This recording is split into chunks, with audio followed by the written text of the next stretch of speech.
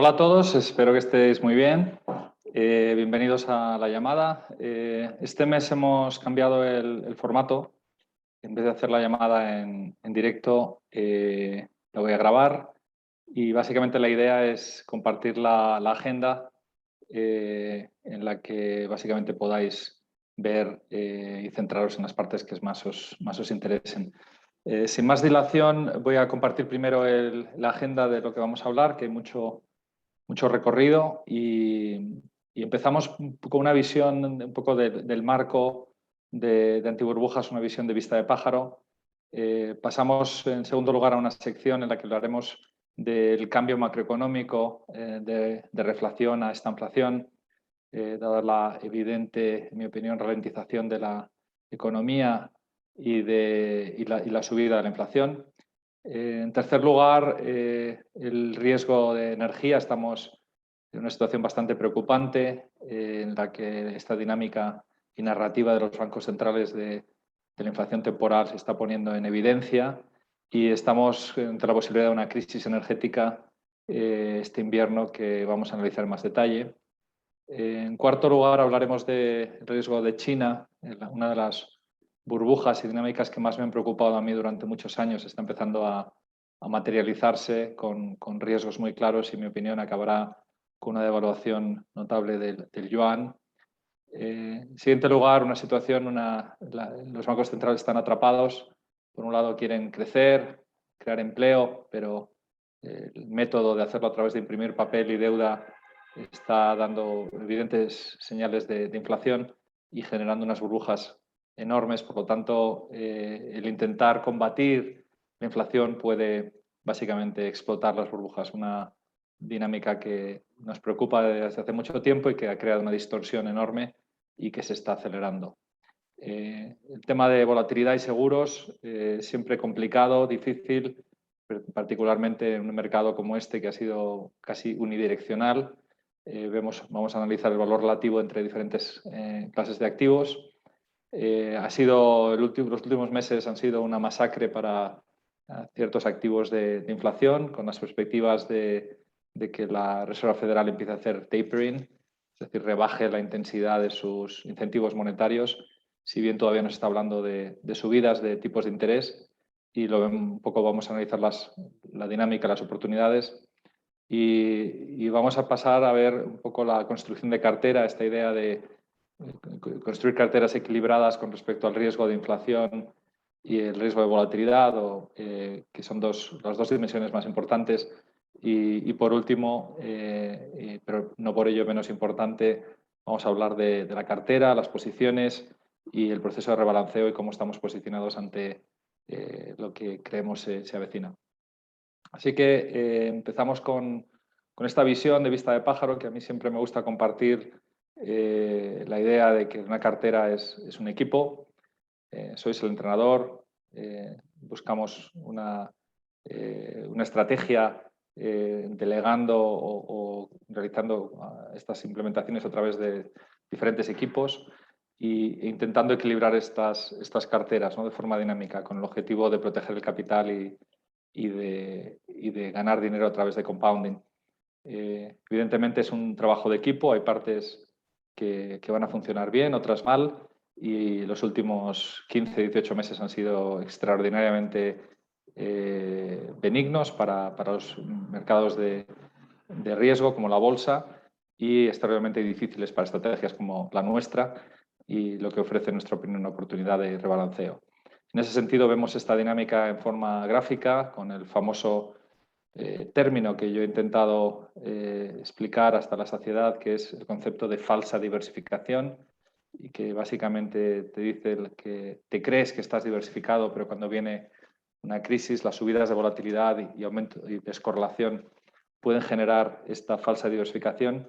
Y bueno, esto ha dado evidentemente a movimientos adversos, con un melt-up, pero que son parte de, digamos, la dinámica de equipo, pero hay que entender ese riesgo y intentar abordarlo. En ese sentido, la situación macro creemos que está en un punto de inflexión.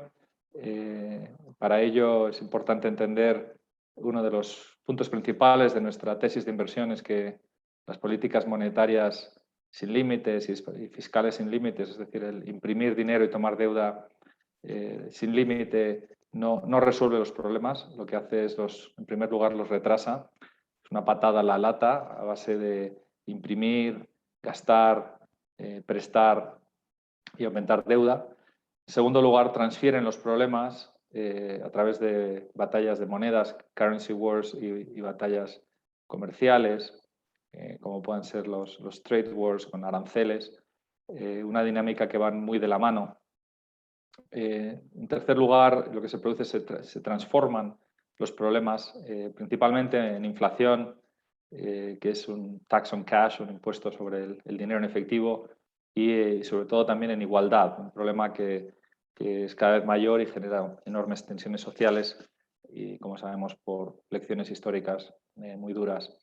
Y en último lugar, pues evidentemente se agrandan los problemas. Y yo creo que estamos en una situación en la que se han generado burbujas que son ya demasiado grandes para caer y al final estas dinámicas dan un proceso de estanflación que es una pesadilla para los políticos, para los gobernantes, ya que se coincide con un periodo de crecimiento económico bajo y subida de precios, ¿no? Que es el resultado de imprimir dinero sin límites y pensar que eso son soluciones, ¿no? En ese sentido, la última década siempre la resumo como la transformación del interés sin riesgo a riesgo sin interés y cómo esta próxima década quizás sea la transformación de burbujas sistémicas demasiado grandes para caer en esta inflación.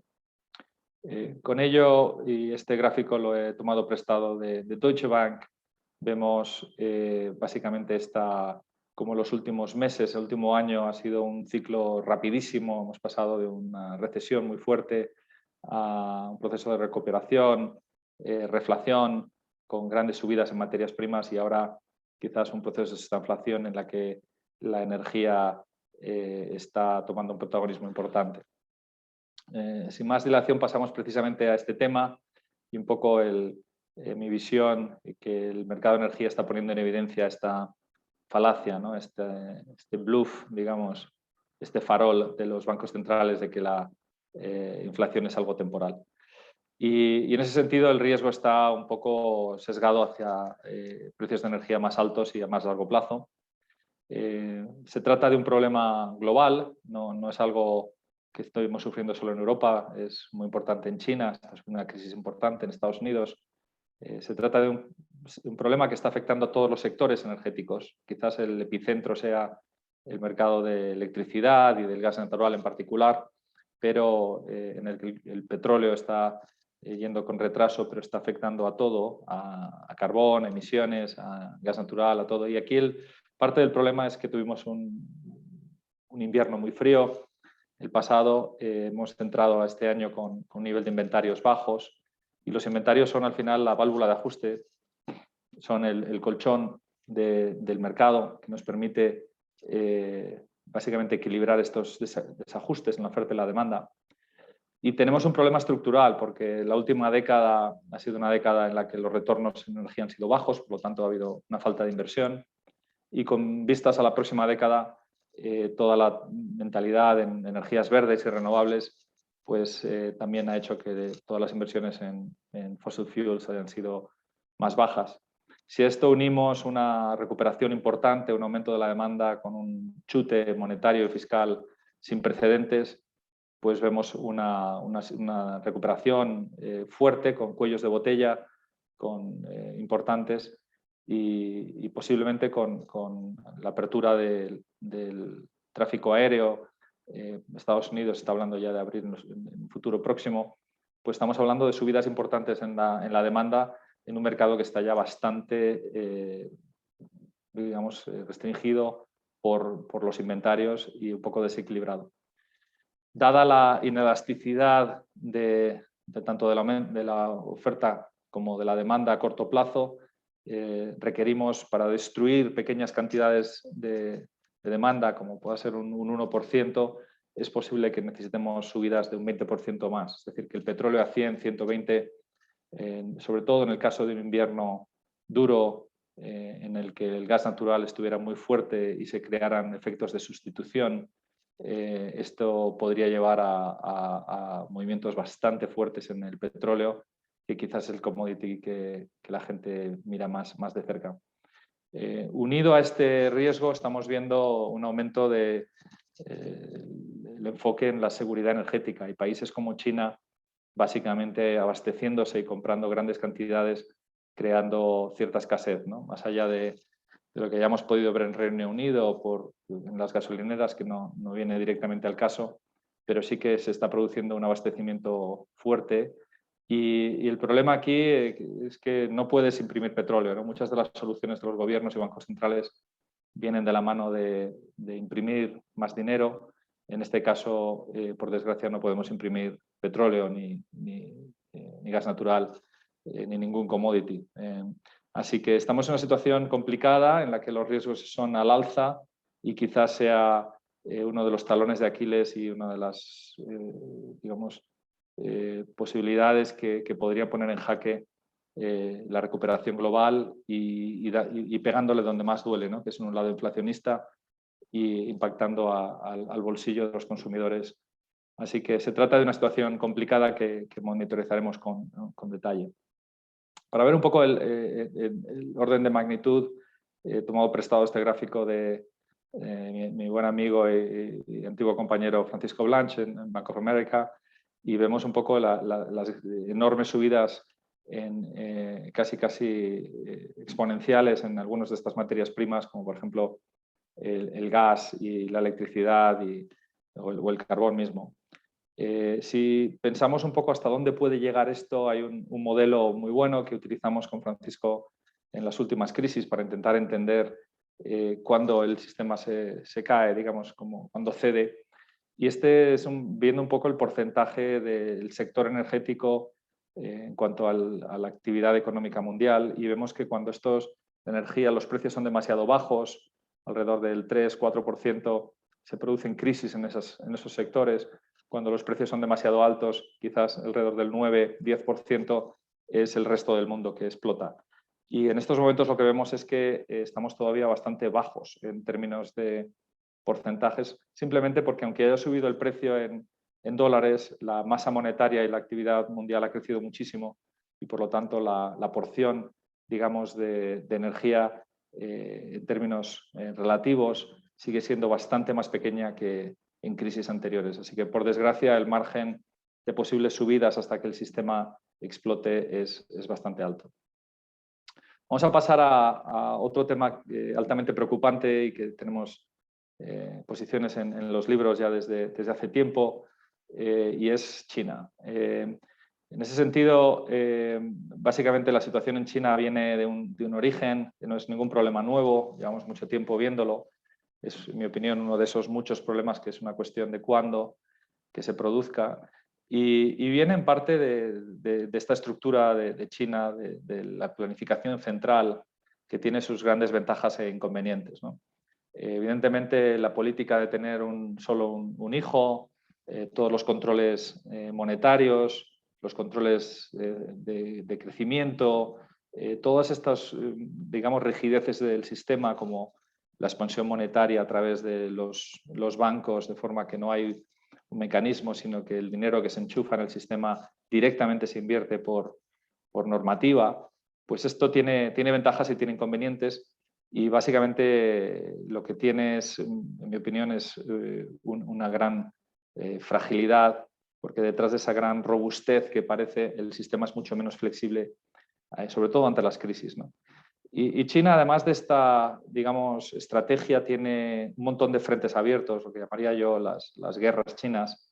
Y las guerras chinas, pues empezamos por una batalla de monedas, en la que han mantenido su tipo de cambio ligado al dólar durante mucho tiempo y muy estable, algo que es evidente hoy. Parte de ello viene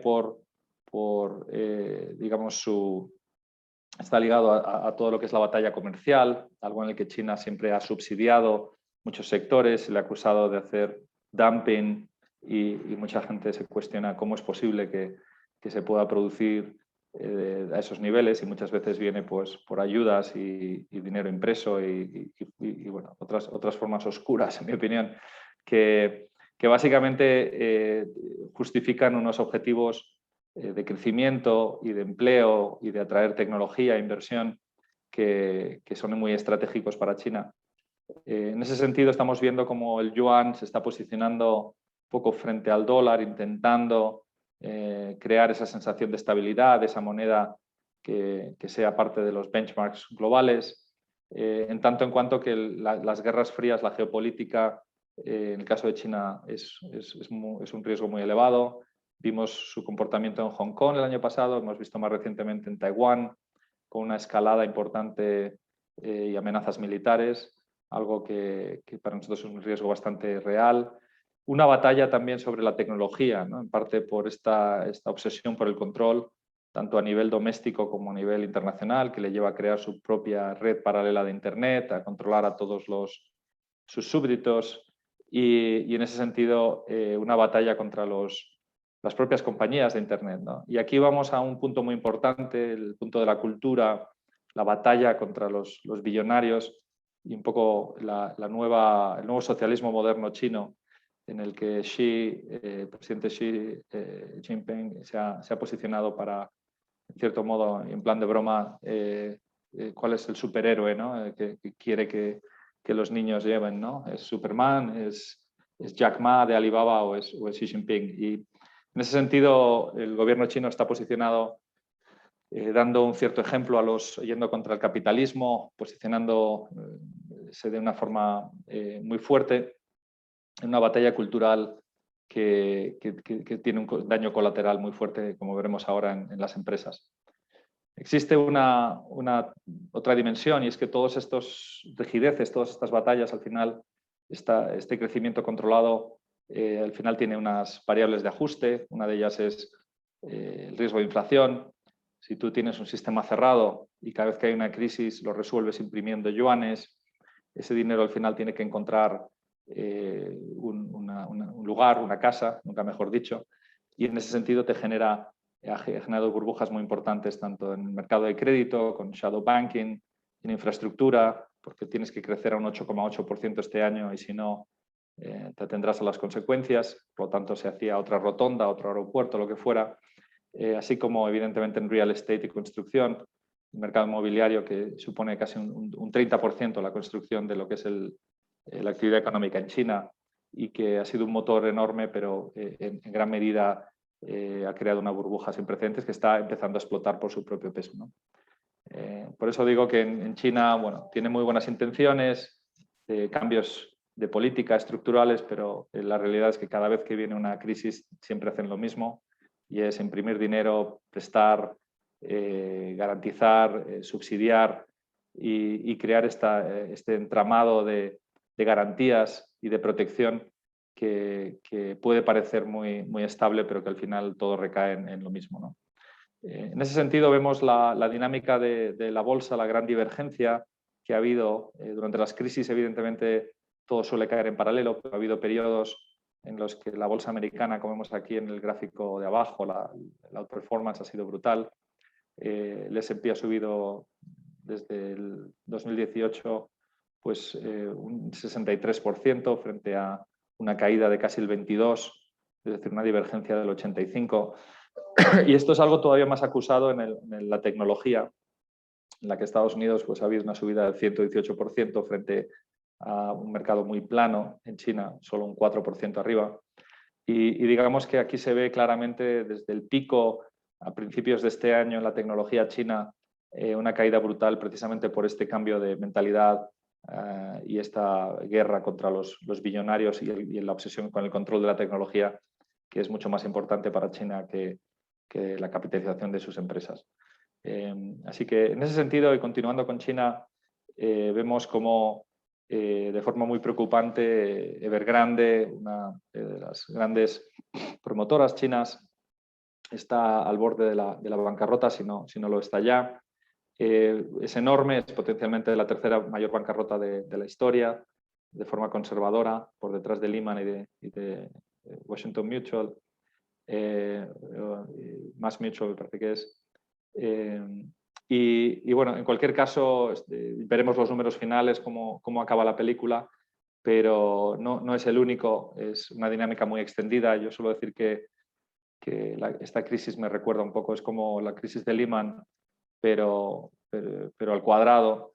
Y básicamente es el resultado de esta situación de la que hablaba yo y que tiene una componente muy importante de riesgo de contagio, no solamente dentro del sector inmobiliario, que como veremos ahora ya está muy extendido, sino también entre los bancos e incluso otros sectores, como puedan ser los ahorros de la gente, ya que ha habido unas prácticas bastante dudosas en cuanto a su ética, forzando a empleados a colocar productos de inversión y haciendo que mucha gente estuviera apalancada de forma doble, ¿no? Comprando un piso y además prestándole a esta empresa, perdiéndolo básicamente todo. Creemos que el gobierno acabará interviniendo, protegiendo a la parte más débil, pero esta dinámica es insostenible. Creemos que va a dar lugar a una ralentización de la actividad económica, un desapalancamiento y este impacto en la demanda de materias primas en general, o los commodities, el crecimiento no solamente impacta a China, sino al mercado global. Y por ello creemos que el problema es tan grande que de forma casi inevitable pensamos que China va a tener que apoyar y defender y garantizar muchas cosas. Esto lo va a hacer a través de imprimir más yuanes y por lo tanto creemos que una devaluación del yuan es algo inevitable y probablemente con implicaciones muy grandes. Nuestra visión contrasta totalmente con el consenso del mercado. Hemos tenido una visión parecida y posiciones que han sufrido mucho durante los últimos 2 años, en particular el último año, con una apreciación muy fuerte del yuan, algo que bueno, creemos que puede revertirse. Y uniendo un poco con el punto anterior de energía, quizás esto sea el talón de Aquiles también de China, ¿no? Una situación en la que la energía sube muchísimo, la balanza, digamos, comercial de China se desequilibra de forma tremenda y digamos que añadido a los problemas anteriores puede crear un desenlace muy fuerte de esta inflación y de una devaluación muy fuerte del yuan. Por ello recomendamos prudencia y siempre digo que a pesar de esta percepción que pueda tener el mercado de esta omnipotencia china, yo creo que es un mercado y una situación mucho más frágil de lo que parece. Y bueno, anecdóticamente decir que, como digo en este tuit, hubo un momento en el que se hablaba de que China estaba inyectando 7 billones de dólares en los bancos y la realidad es que no estaba inyectando 7 billones de dólares, estaba inyectando 50 billones de yuan, porque básicamente ellos pueden imprimir yuan, pero no pueden imprimir dólares, ni oro, ni petróleo, ni nada. Así que en ese sentido esa dinámica es algo que se repite y que, repito, creo dará lugar a una devaluación muy importante del yuan, algo para lo que nuestro libro está posicionado a través de seguros financieros, como veremos más adelante.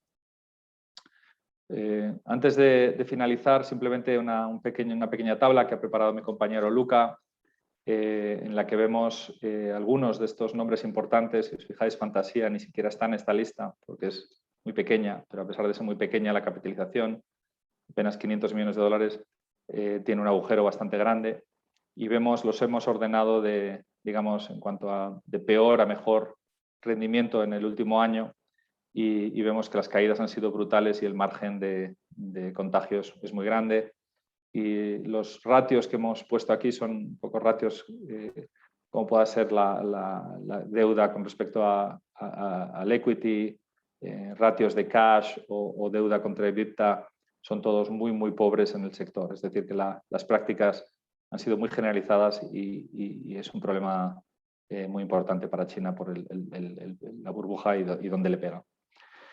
Con esto, un poco ligándolo todo, vemos que las políticas monetarias sin límites, al final, en mi opinión, los tipos de interés cero, artificialmente bajos, la impresión de moneda sin límites, la compra sin límites de activos que ha ido más allá, con la subida de inflación, con tipos reales y nominales negativos, la compra no solamente de renta fija, sino de crédito, la impresión de dinero para regalárselo a la gente, etcétera, son medidas muy extremas que se han convertido un poco en la norma y que al final, como bien diría Voltaire, el papel moneda al final revierte a su valor intrínseco porque tiende a abusarse, ¿no? Y esa impresión de sin control del dinero es algo que está ocurriendo de forma generalizada y que un poco la narrativa de los bancos centrales es que no tiene, que es algo bueno y que puede solucionar los problemas. En nuestra opinión, como dije antes, no creemos que sea el caso.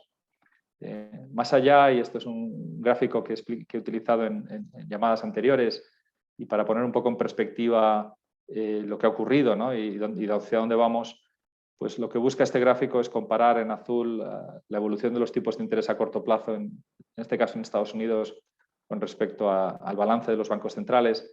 Y vemos cómo durante las últimas crisis hemos ido, digamos, la primera, el dot-com, fue una respuesta más bien monetaria dentro de las reglas del juego, bajando los tipos al 1. Lo que vimos también es que esa recuperación y esa normalización, que fue muy rápida por el crecimiento de China, la venganza de las antiguas economías, básicamente nos llevó a una crisis en la que los tipos no llegaron a normalizarse a los niveles anteriores, solo llegaron hasta un 5,5 y el sistema básicamente implosionó. Fuimos a tipos cero, se produjo un aumento muy importante o algo que en aquel momento se consideraba muy importante de aumento de balance, que fue seguido de más aumentos de balance, más compras por parte del Banco Central, que básicamente imprime papelito para comprar cosas. Es un chollo poder comprar lo que quieras, imprimir con dinero impreso de la nada. Y bueno, la crisis europea ya generalizó un poco el QE, lo introdujo en Europa, se produjo el QE Infinity, y ya después de muchos años en los que, si bien la recuperación era más o menos frágil, se empezó ya a rebajar este nivel de compras, a subir los tipos de interés y se llegó incluso a crear un proceso de tightening cuantitativo. Básicamente el sistema implosionó, ¿no? Y lo que quiero llamar la atención es que implosionó con los tipos al 2,5, ¿no? Que era un nivel, como veremos ahora, bastante por debajo de lo que el mercado esperaba en cuanto a una posible normalización. Y digamos que esa bajada nos llevó al 1,5 y vino el COVID, ¿no? Que fue un game changer y como vemos aquí nos volvió a mandar a cero y hemos tenido una subida del tamaño de balance sin precedentes con un nuevo salto hacia MMT, la política monetaria moderna que llaman, la teoría monetaria moderna, que al final es una falacia porque te dice que básicamente que puedes imprimir dinero, gastar, tomar deuda y lo puedes hacer sin repercusiones negativas ni sin la necesidad de aumentar los impuestos. Por lo tanto, esta situación, y poniéndolo en perspectiva, los tipos a largo plazo, que siempre han actuado un poco como una especie de indicación de hasta dónde pueden subir los tipos a corto, vimos que en la crisis del 2008 fueron un predictor muy bueno. Más adelante no tan bueno, ya en la crisis del cuarto trimestre del 2018 se esperaba una subida mayor, pero el sistema implosionó antes y se introdujeron estas medidas de emergencia. Y ahora pues el mercado está un poco viendo cuál puede ser ese nuevo nivel de equilibrio, hasta cuándo vamos a estar con tipos a cero, entendiendo que en mi opinión la tendencia es muy clara, ¿no? La Reserva Federal, como podemos ver aquí, ellos aportan unos votos anónimos, lo que se llaman los puntos, los dots, que dan una idea de qué piensan este comité sobre dónde van a estar los tipos de interés a finales del año que viene, del siguiente, a largo plazo. Y vemos que en general tiene una visión de normalización, con subidas a finales del año que viene y algo que va a ir gradualmente hasta encontrar un equilibrio al 2,5, ¿no? Que es más o menos donde fuimos hasta el 2018, que básicamente ignora la situación de que ahora mismo el nivel de deuda es infinitamente mayor por todo lo que ha ocurrido y que por lo tanto nuestra capacidad de normalizar es mucho menor, ¿no? Esta dinámica es algo que va poco a poco. Esta es la evolución de los DOTS en los últimos 10 años y ese punto en el que los bancos centrales creen que van a normalizar las cosas ha ido bajando y ese 2,5, como decía, está muy por encima de lo que el mercado valora, ¿no? que está muy por debajo. En ese sentido, esto va muy de la mano, en mi opinión, la visión de mercado de la segunda gran pata del problema, ¿no? La primera es políticas monetarias sin límites, la segunda es expansiones fiscales sin límites, deuda, salir del problema a base de más deuda. Y esto pues viene de la mano de gobiernos que gastan más de lo que tienen, con niveles de deuda totalmente insostenibles, que requieren compras artificiales y con dinero impreso a tipos artificialmente bajos, con políticas que además en algunos casos están rebajando los impuestos porque gracias a estos tipos artificialmente bajos pueden básicamente gastar más y mantener un poco el castillo de naipes. Y esto nos ha llevado de forma excepcional, y quizás digo excepcional entre comillas, a salvar a muchos sectores, a empleo, algo que se convierte un poco en la norma y toda esta política que mencionaba antes con sus implicaciones, ¿no? Lo que algo que históricamente se consideraba como una gran imprudencia, básicamente ahora es lo normal, ¿no? Y esto viene liderado por bancos centrales, digamos, más ortodoxos y líderes como la Reserva Federal de Estados Unidos o el ECB o el Banco de Japón, ¿no? Mientras que a otros mercados emergentes esto jamás se les permitiría, ¿no? Pero bueno, la tercera dimensión es un poco esta, para resolver los problemas y quizás la solución a plazo es resolver problemas a base de diluir la deuda, ¿no? A través de inflación.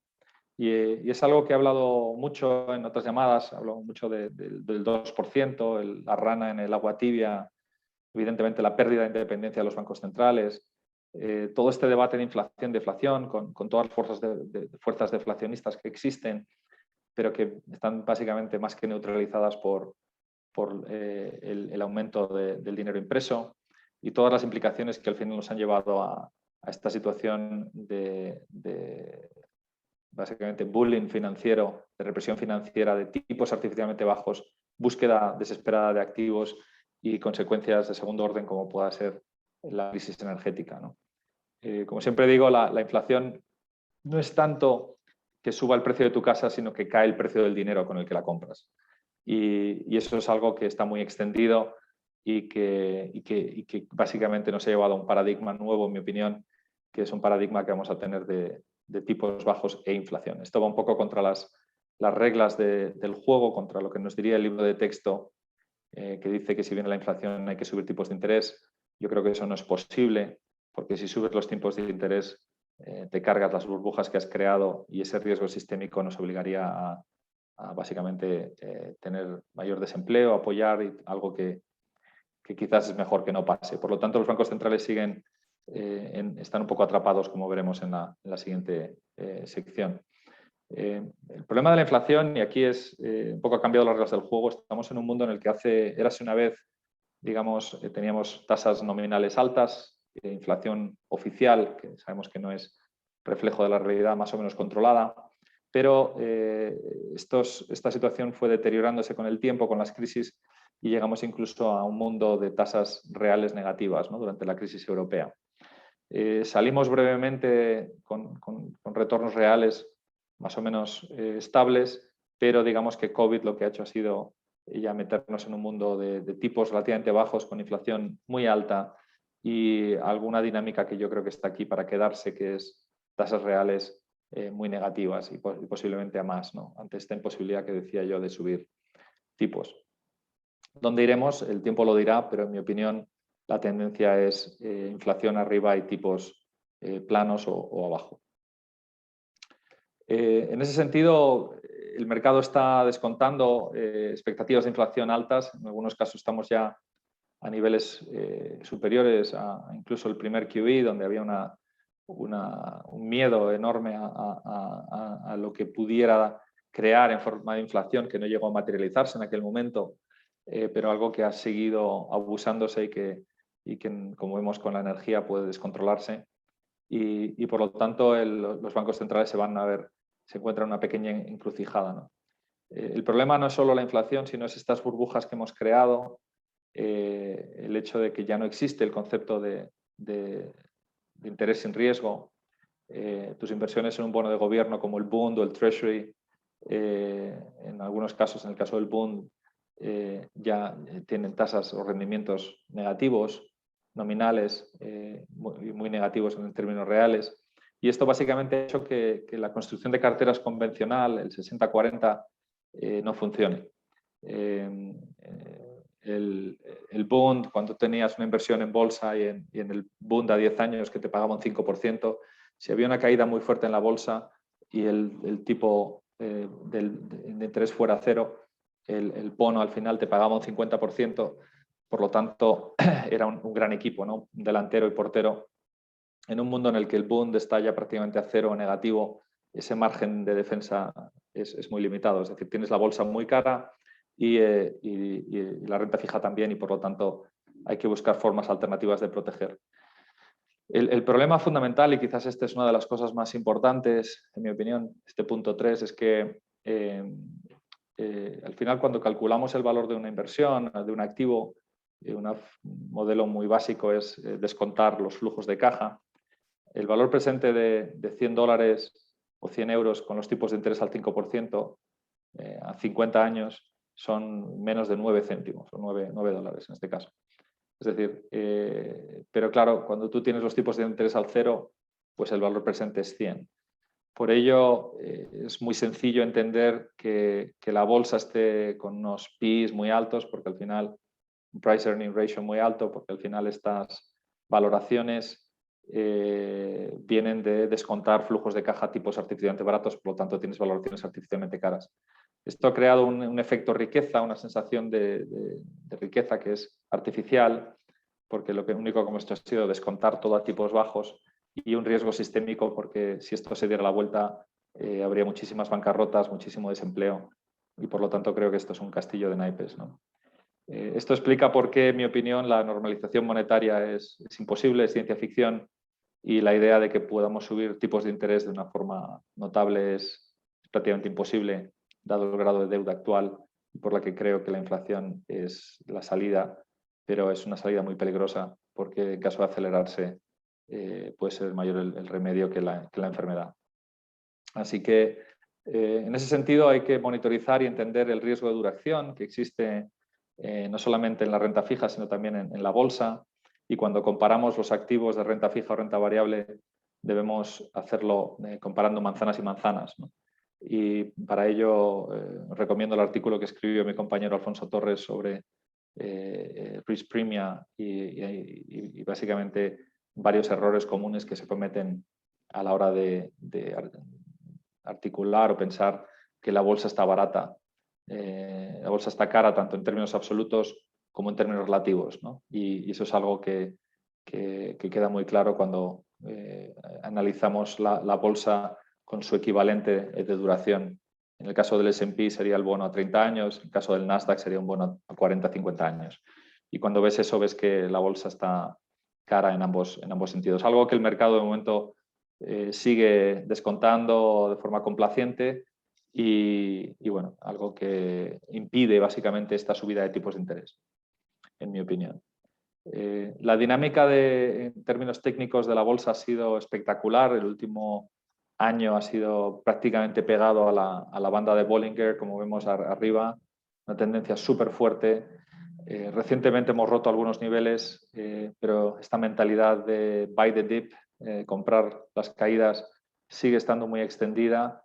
Quizás estemos pasando por lo que esta divergencia entre crecimiento abajo e inflación arriba y otros riesgos como China y la inflación y esta posible crisis energética, yo creo que están ya poniendo más en evidencia estas valoraciones, pero el mercado está muy volátil y sigue por el momento aguantando, pero en nuestra opinión hay más fragilidad de la que parece y creemos que los bancos centrales lo saben y tienen en la recámara ciertas medidas, como pudiera ser el no subir tipos, pero además combinarlo con una posibilidad de yield curve control, en inglés, que es el control de la curva, algo que ya ha hecho Japón y que es básicamente alargar las compras del dinero que imprimes, comprar bonos cada vez a mayor largo plazo, digamos, contrarrestando esa presión inflacionista y creando esa distorsión de forma más duradera en el largo plazo, pero a base de imprimir más dinero, porque sinceramente con la pérdida de poder adquisitivo de ese dinero y los $100 que te van a devolver en 30 años no te compra nada. Así que creemos que al final el Banco Central se va a ver obligado a imprimir más y ser ese comprador de último recurso, que es un problema. Pasando a la siguiente sección y lidiando un poco con este riesgo de mercado y los seguros financieros, ha sido un periodo muy difícil los últimos 15-18 meses. Digamos que la volatilidad sigue siendo el antiburbuja por excelencia. Como yo siempre explico, cuando sube mucho la volatilidad, tanto realizada como implícita, se produce un proceso mecánico de básicamente cortar posiciones, reducir apalancamiento, baja la liquidez, aumentan las correlaciones, aumentan las métricas de riesgo, y todo esto lleva a un proceso, digamos, un círculo vicioso de destrucción de riesgo que lleva que se retroalimenta. Es por ello que los bancos centrales, en cierto modo, están en un posicionamiento en el que van a hacer todo lo posible por evitar estas subidas de volatilidad y caída de mercado que van un poco de la mano, ¿no? Sí que es verdad, como hemos dicho muchas veces, que la otra cara de la moneda también es cierta, es decir, cuando la volatilidad implícita cae a niveles artificialmente bajos, esto en cierto modo arrastra a inversores, como puedan ser estrategias de tendencia como los trend followers o risk parity o vol targeting, que lo que hacen es se ven obligados, digamos, a comprar. Y en ese sentido estamos viendo un pequeño repunte de la volatilidad, bastante tímido con esta corrección de la bolsa, algo que hay que monitorizar porque podría acelerarse, y como vemos en el gráfico estamos a niveles un tanto peligrosos y muy altos, ¿no? Como hemos comentado. El problema en parte, y nosotros en nuestra estrategia pues estamos sufriendo mucho, lo vemos en el VIX muy claro, ¿no? Un índice que es un indicador del riesgo. Si bien desde que lanzamos la estrategia el VIX ha subido un 60%, 61%, en realidad una inversión en el ETF del VIX, que es lo que tú puedes comprar, es un futuro que se rola, digamos que en vez de ganar un 60 hubieras perdido un 80. Y esto viene dado básicamente por la estructura de risk premia de los mercados, cómo funciona la volatilidad, y vimos aquí pues, que en momentos de crisis el mercado estima que la volatilidad va a revertir a la media, algo que es cierto y que ocurre cuando las cosas se calman, pero digamos ante el riesgo de una posible subida muy fuerte, el mercado ya está descontando ese contango, tiene a corto plazo la visibilidad de que no va a pasar nada, pero sigue nervioso. Nosotros hemos estado en este grupo de gente que estaba preocupada ante estas posibles subidas en la inflación, perdón, en la volatilidad, y comprando seguros en el VIX, pues básicamente tienes esta prima de riesgo que básicamente acaba con un carry muy negativo, porque cuando las cosas no pasan, pues has estado comprando caro y vendiendo barato para mantener esa posición. Y vemos aquí como la volatilidad y la curva se ha aplanado un poco, es decir, el nivel desde hace unas semanas, los futuros han pasado de una curva muy contango a menos, sigue sin estar plana y menos aún invertida, que podría ser un pistoletazo de salida y una indicación clara del riesgo, pero el mercado sigue de momento bastante tranquilo a pesar de toda esta dinámica que estamos viendo. Como vemos aquí en más detalle, esta es básicamente la volatilidad implícita de las opciones, en este caso a corto plazo del VIX. Vemos como la volatilidad de money está altísima, alrededor del 125%, que es un nivel muy elevado, es una desviación estándar del 125%, que cuando subimos a strikes altos, como puede ser ahí abajo un call a 60, el mercado ve una distribución de probabilidad muy sesgada a riesgos de cola con subidas, y que esto intentamos aprovechar nosotros dentro de la estrategia básicamente a través de call spreads, pero si no sube el riesgo y no se materializan estas subidas, pues al final son seguros que pierdes, ¿no? Sí que es verdad que son programas que tienes que, básicamente no tenemos una bola de cristal, sí que intentamos tener señales que nos ayuden, pero yo llevo en alerta roja prácticamente todo el año, y ha sido difícil porque muchas de estas compras de seguros, cuando sube la bolsa en línea recta y el oro cae en línea recta y la volatilidad no sube y China se refuerza, pues ha sido algo duro, pero creo que lo que estamos viendo es que bueno, la tesis sigue clara y reforzada. si bien no sabemos nadie cuándo va a ser y esperamos que nuestros seguros pues, estén bien posicionados ante lo que creemos se avecina, ¿no? Más allá del VIX, os pongo algunos ejemplos de otras cosas, el carry que puede haber a través de una curva que está descontando grandes subidas de tipos de interés y como si estas no se materializan, pues nos puede dar una oportunidad de cobertura interesante por un poco yendo en contra de la expectativa de mercado de esas grandes subidas de tipo de interés que creemos que no se van a materializar. Vemos aquí la superficie de volatilidad, en este caso del oro, con niveles de volatilidad de money relativamente moderados o altos, con una estructura a plazo en contango, porque no hay prácticamente vendedores naturales de seguros en el medio largo plazo, hay más compradores. Y vemos en la derecha esa forma de sonrisa, el smile, que indica que el mercado del oro tiene, digamos, ambos lados, ambos extremos de la distribución tienen una prima de riesgo porque el mercado considera que hay una posibilidad importante de grandes subidas, pero también grandes caídas, y yo creo que es un poco muestra de esta polaridad del mercado.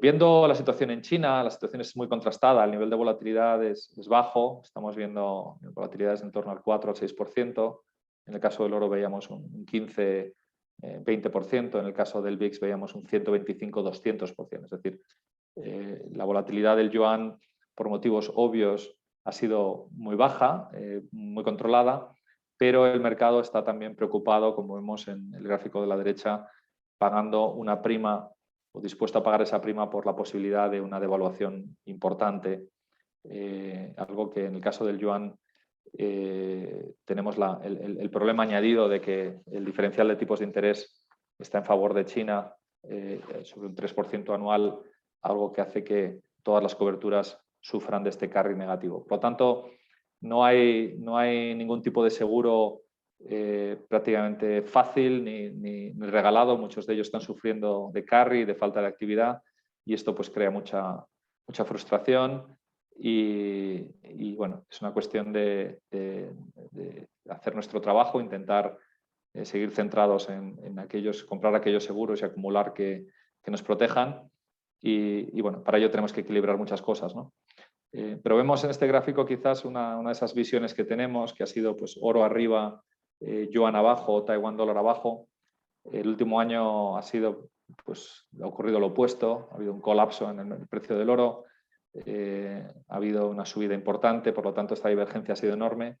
Nosotros mantenemos y seguimos acumulando seguros frente a estas posibles devaluaciones del yuan y más monetario que creemos son alcistas para el oro y negativos para China, pero no tenemos una bola de cristal, intentamos ganar el mayor tiempo posible. Algunos de estos seguros son, en mi opinión, muy artificialmente baratos, están muy artificialmente baratos y bueno, confiemos que hagan su trabajo cuando les necesitemos. El caso de Taiwán es interesante porque Taiwán no solamente tiene una correlación muy alta, como vemos ahí arriba entre las dos líneas azules, entre el yuan chino y el Taiwán dólar, sino que a diferencia del yuan tiene un carry muy positivo. Esto se debe a un desequilibrio estructural. Nosotros tenemos seguros muy baratos que nos pagan prácticamente 50 a 1 en estos momentos o más, si los eventos se dieran. Sí que es verdad que son eventos altamente improbables, una subida del oro notable y una caída moderada del Taiwán dólar, pero creemos que las circunstancias actuales podrían ser propicias para que estos seguros pagaran, en cuyo caso pues, bueno, lo que hemos ido acumulando en los últimos meses pues, podría ser de gran utilidad cuando lo necesitáramos, ¿no? Hablando de una posibilidad de un riesgo geopolítico o una escalada energética muy alta, en cuyo caso aquellos países importadores como Taiwán pueden sufrir mucho, ¿no? Vamos a pasar a otra sección que habla de un poco la masacre que hemos visto en todo el área, en el oro en particular, pero en general en coberturas de inflación. Y nosotros mantenemos nuestra visión de que el oro tiene una labor muy importante y que es un activo que está distorsionado a la baja, es una antiburbuja de las monedas fiduciarias. Y bueno, ha sido, me preguntan mucho, ¿no? ¿Cómo es posible? ¿Cómo explicamos esto? hay muchos ángulos, ¿no?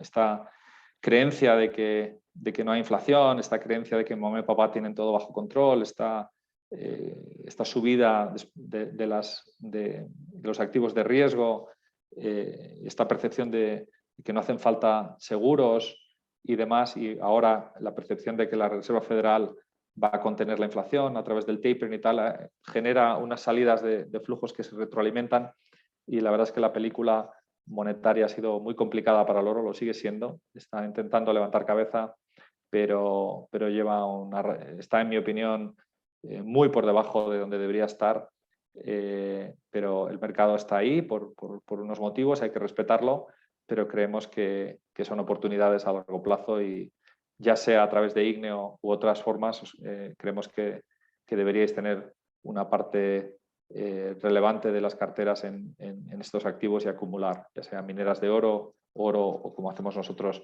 a través también de seguros. Más allá, un poco, el tema de las criptos, yo soy muy escéptico, escribí esta nota, pero he de reconocer que la dinámica de mercado ha sido espectacular después de caídas muy fuertes, y en particular, en mi opinión, la prohibición de China, que refuerza un poco uno de nuestros mayores riesgos que habíamos identificado. Ha sido verdaderamente sorprendente cómo ha aguantado el Bitcoin la prohibición de China, siendo uno de los mayores mineros, donde el problema de la energía, digamos, se acentúa aún más. Pero bueno, a pesar de esa prohibición, el Bitcoin ha aguantado muy bien, tiene una volatilidad muy fuerte. Gente a la que respeto mucho cree que puede haber una pata alcista muy fuerte. Yo recomiendo mucha prudencia y sigo siendo muy escéptico. Creo que es más burbuja que antiburbuja. Pero bueno, el artículo que escribí en LinkedIn espero sirva para tomar una decisión informada, y os deseo suerte. Y a los que os esté yendo muy bien, pues enhorabuena, pero sigo pensando que se trata de una burbuja más que una antiburbuja. El tiempo lo dirá. En cuanto a la construcción de las carteras, volviendo al equipo de fútbol y resumiendo un poco la visión, hay dos grandes dimensiones. Una es la dimensión risk on, risk off, necesitamos porteros, centrocampistas, delanteros, pero la segunda es cada vez más clara, necesitamos también tener en cuenta el riesgo de inflación. Y aquí lo que ocurre es que hay una parte de los activos que están cortos de inflación, como por ejemplo el cash, la renta fija o el crédito, porque esos $100 que tú vas a recibir en 10, 20, 30 años no te van a comprar nada en términos reales. Por lo tanto, en mi opinión, creo que el equipo debe tener esta diversificación con respecto al comportamiento del riesgo. No se puede jugar con 11 delanteros, se puede jugar con 11 porteros. Hay que tener este equipo equilibrado, hay que rotarlo, hay que aprovechar de forma contraria. En ese sentido, darle las gracias a muchos de vosotros que estáis, y sobre todo clientes institucionales grandes, que son más profesionales quizás en la gestión, que tienen una disciplina y que han ido, pues, tomando beneficios en subidas de bolsa y comprando porteros, que después de la crisis pues, también vendían los porteros para comprar delanteros. Es decir, que creo que esa dinámica es importante y debe hacerse teniendo en cuenta estas dos dimensiones, ¿no? Sí que es verdad que nuestro rendimiento ha sido, la verdad, los últimos 15 meses han sido muy duros. La subida de la bolsa, la caída del oro, la caída de la volatilidad, la subida de China nos han afectado a todos. Desde un punto de vista de comportamiento, no ha habido prácticamente oportunidad para lucir los seguros que tenemos, por lo tanto esa protección no ha lucido.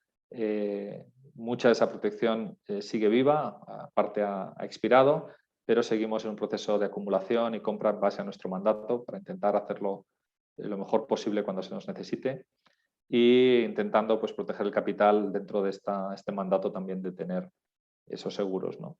A la hora de crear el equipo, como suelo utilizar el ejemplo de la cartera 50-50, pues como vemos ha habido una correlación muy negativa.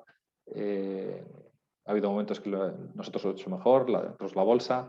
Lo importante al final como equipo es que se complementen. Vemos aquí el efecto, digamos, cómo nos hemos comportado durante mercados hostiles y vemos que esto al final repercute en un equipo que es más estable que cualquiera de las dos partes, ¿no?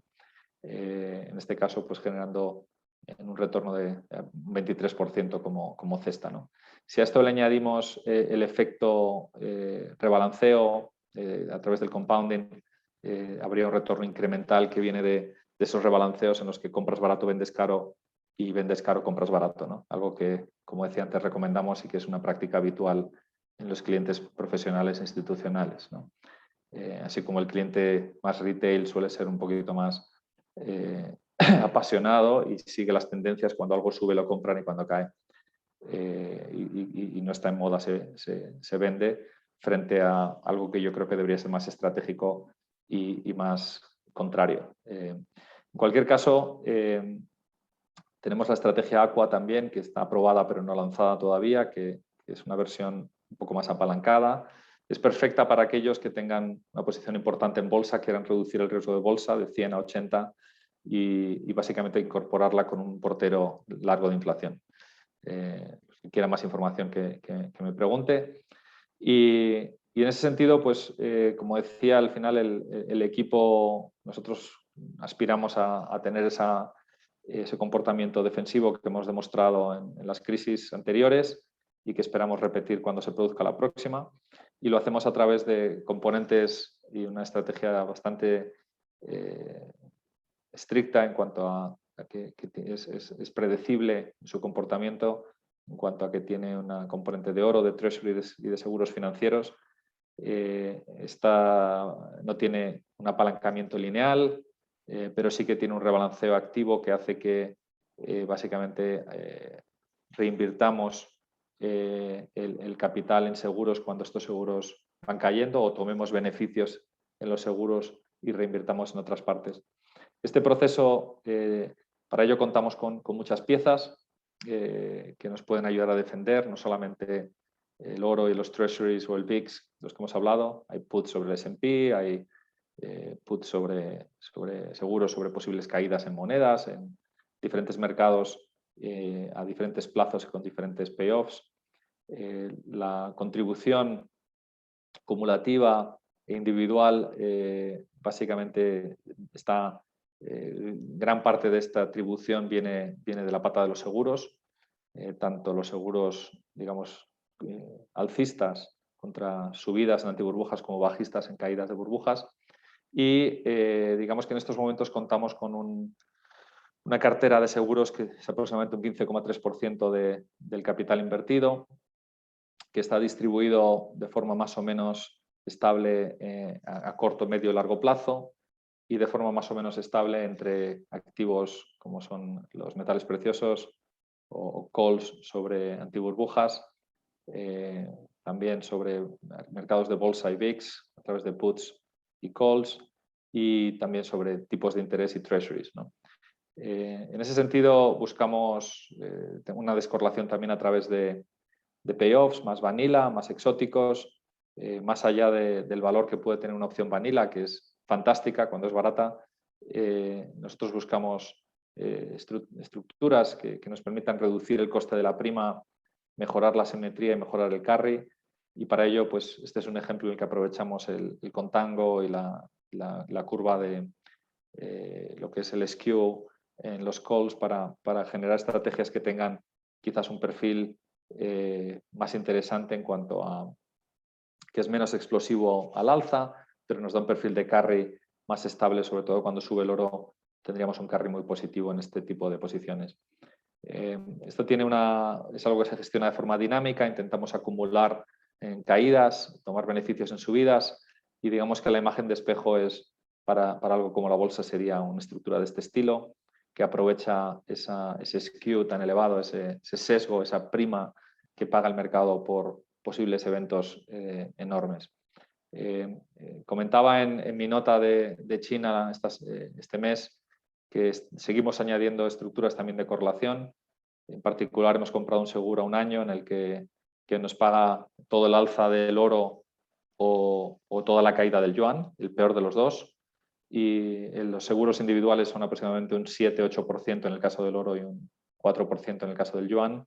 Y al hacerlo de forma conjunta en una estrategia Worst-Off conseguimos rebajar el coste hasta un 1%, es decir, prácticamente un 80-85% de descuento frente al vanilla en el caso del oro, algo que conseguimos porque el mercado no se lo cree, no cree que sea posible una caída del yuan a la vez que el oro sube, porque el mercado cree que si el oro sube, el dólar cae, y por lo tanto si el dólar cae, el dólar debería caer también frente al yuan. Y esta visión contraria yo creo que nos diferencia mucho y podría tener un payoff muy agresivo si estos eventos se dieran.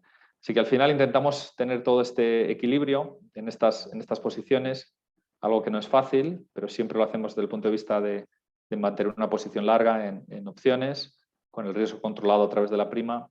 Y es el proceso de rebalanceo el que nos ha hecho sufrir también. Esto es mea culpa.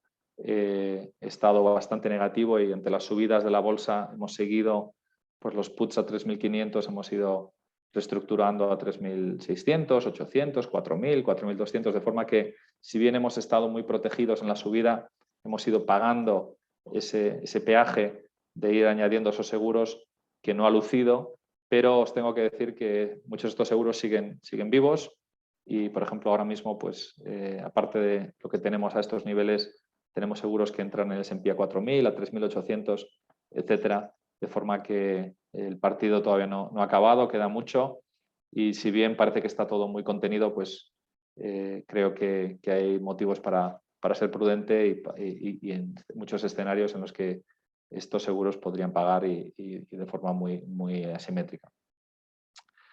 Sin más, quizás acabar aquí. En los meetings normales abriría un poco las preguntas. En este caso, si tenéis alguna, os pido que me las enviéis por correo, por email. Y simplemente agradeceros a todos la atención. Espero que os haya resultado útil, que estéis bien, con mucha salud. Y nada, que si Dios quiere, charlamos pronto y nos vemos en la próxima reunión. Un fuerte abrazo para todos. Gracias.